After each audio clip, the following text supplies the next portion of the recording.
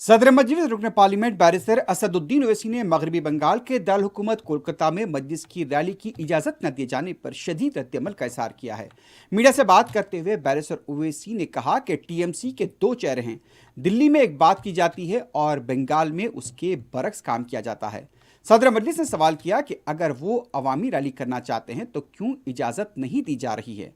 Barrister Owaisi ने कहा कि इलेक्शन कमीशन से नुमाइंदगी की जाएगी कि इंतखाबी ज़ाब्ते अखलाक के नाफिज होने के बाद वहां के पुलिस अहदेदारों का फौरी तबादला किया जाए। बैरिस्टर ओवैसी ने सवाल किया कि जब नरेंद्र मोदी, अमित शाह, जेपी नड्डा, कांग्रेस और सीपीएम के जलसे हो सकते हैं तो हमें क्यों जलसे की इजाज़त नहीं दी जाती। बैरिस्टर ओवैसी ने गुजरात के असम्बली इंतखाबात में उम्मीदवार खड़े करने का भी ऐलान किया। उनका यह भी कहना था कि इससे पहले भी महाराष्ट्र और उत्तर प्रदेश में उनकी रैलियों को रोका जा चुका है। मगरबी बंगाल में इंतखाबी मुफाहमत पर भी बैरिस्टर ओवैसी ने कहा कि इस सिलसिले में हमारी टीम काम कर रही है। कांग्रेस की हालत पर भी सदर मजलिस बैरिस्टर ओवैसी ने अपने ख्यालात का इजहार किया। मेरा कहना यह है कि टीएमसी पार्टी के जो एमपीज हैं वो लोकसभा राज्यसभा में बड़ी बड़ी बातें करते हैं, फ्रीडम ऑफ एक्सप्रेशन की, कॉन्स्टिट्यूशन की, डिसेंट के बारे में, मगर इनका ये दो चेहरे हैं उनके, एक दिल्ली में एक बात करते हैं और बंगाल में उसके ऑपोजिट काम करते हैं लोग। अगर मैं पब्लिक मीटिंग करना चाह रहा हूं तो आप क्यों इजाजत नहीं देते मेरे को?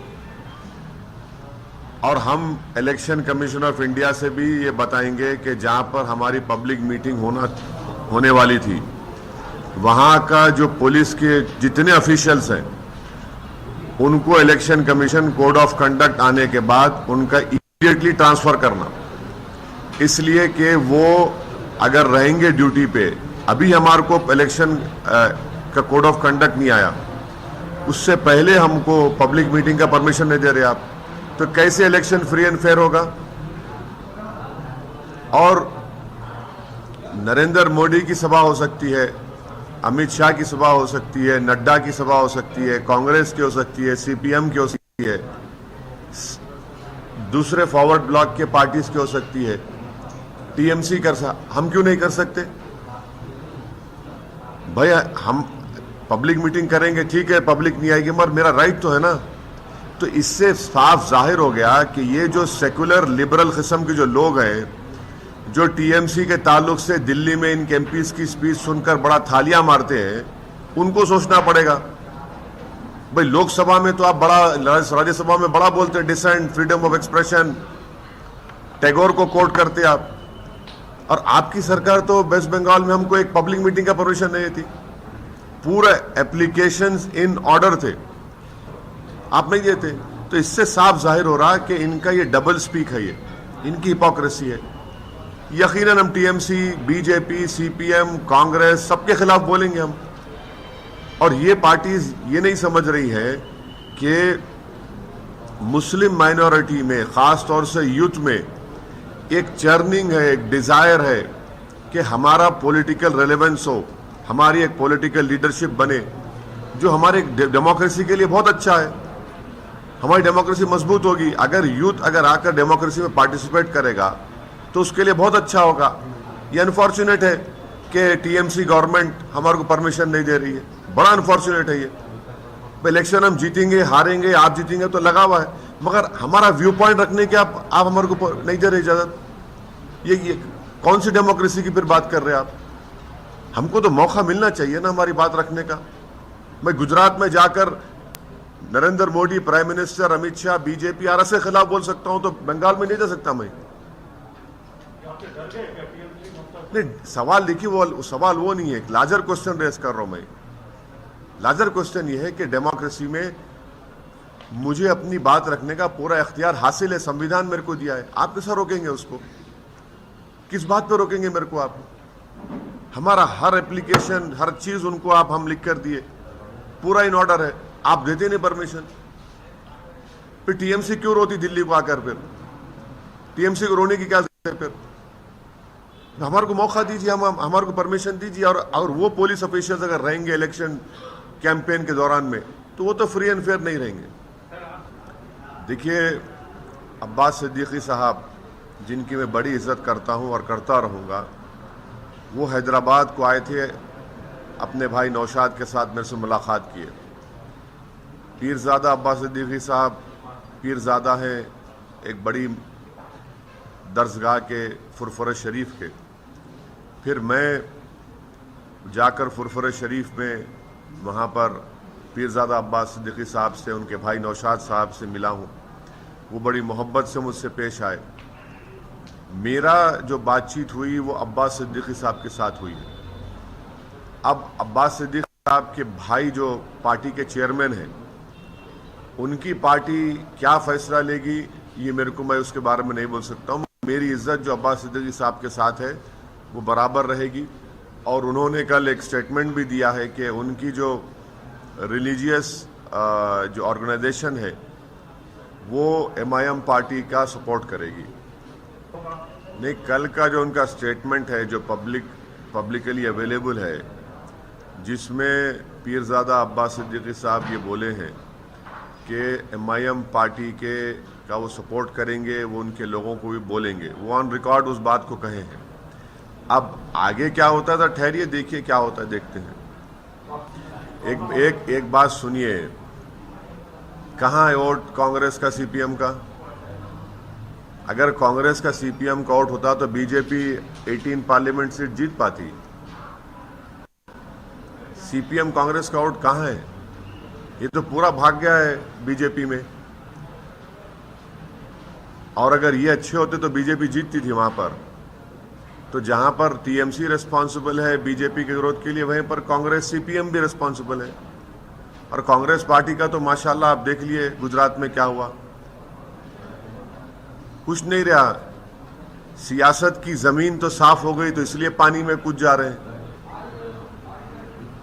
नहीं, मैं किसी का नाम नहीं ले रहा हूं भाई। सियासत की जमीन जब साफ हो जाती है तो जमीन मिल नहीं रही आपको, तो आप पानी में कूद जा रहे हैं। कूदिए पानी में, डूबेंगे वहां भी, यहां भी डूब गए जमीन पे, पानी में भी डूबेंगे आप। वो ठीक है, वो क्या क्या करते कर लीजिए, उनका जाती फेल है। मगर कांग्रेस का कहाँ है? कांग्रेस का वोट कहाँ है भाई? अहमदाबाद जैसी सरजमीन पर सिर्फ 20 दिन के कैंपेन में हम लोग 7 सीट जीतते हैं, और जो 15 सीट हारे वहां पर सब्सटेंशियल नंबर ऑफ वोट्स हम लोग लिए। वो तमाम के तमाम लोग बोलते कांग्रेस का बड़ा गढ़ है। हम बोले ठीक है, हम गढ़ में जाके हम लड़ते, हर एक के गढ़ में जाते हैं। हम दंगल में गए, जीते वहां पर। और मैं शुक्रगुजार हूँ अहमदाबाद के तमाम वोटर्स का, वहाँ के हमारे साबिर साहब का, पार्टी के प्रेसिडेंट का, भट्टी साहब का, उनकी पूरी टीम का, साबिर साहब के, और हम लोग जीते वहाँ पर। तो कांग्रेस का वोट कहाँ है, किधर है, कौन सी दुनिया में है? कहाँ है कांग्रेस का वोटर? CPM लेफ्ट फ्रंट कहाँ है, किधर है? अब खाली CPM का रेलेवेंट है, वो केरला में है, वो मानते उस बात को।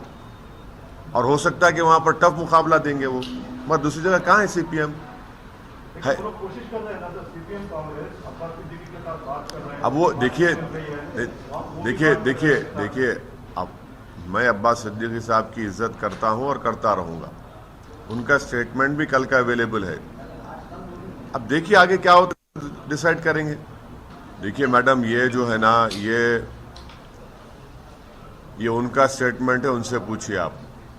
उनके पार्टी वाले भी तो यही कह रहे हैं कि ये इसका एक्सप्लेनेशन हम नहीं दे सकते, सिर्फ राहुल गांधी खुद ही। हाँ, तो असदुद्दीन ओवैसी कैसे देंगे जब उनकी पार्टी नहीं समझ सक रही? उनको मैं कैसे समझूंगा उनको? भाई उनकी पार्टी में रहने वाले उसका एक्सप्लेनेशन नहीं दे रहे तो क्या ओवैसी देगा? कहाँ का देगा वो? इसीलिए देखिए, कांग्रेस पार्टी का बुरा हाल है। कांग्रेस पार्टी कंफ्यूजन के स्टेट में नहीं है, बल्कि कोमोटा स्टेज में आ चुकी है अभी। अरे भाई दो ना, फिर आप अमित शाह को क्यों दे रहे परमिशन, फिर बीजेपी को क्यों दे रहे? हमको भी दो परमिशन। आप परमिशन नहीं देने क्यों नहीं दे? मेरे को अपनी बात रखने का हक इख्तियार हासिल है। नहीं, एक बात सुनिए, अगर मैं अपनी बात नहीं रख सकता हूँ डेमोक्रेसी में, मेरे को इख्तियार हासिल है, मैं अपोज करूंगा, सबको अपोज करूंगा। मैं TMC को करूंगा, बीजेपी को करूंगा, CPM को करूंगा, कांग्रेस को करूंगा। I will definitely go, but the question that has been asked to me is about the not giving of permission to MIM party to hold a public meeting in Mitia Burj. मतलब sir यही reason बताया जा रहा है, आप BJP को proxy काम करें इसलिए आपको रैलीज नहीं, मतलब ये जब गोधरा हो रहा था ममता बनर्जी कहाँ बैठे थे?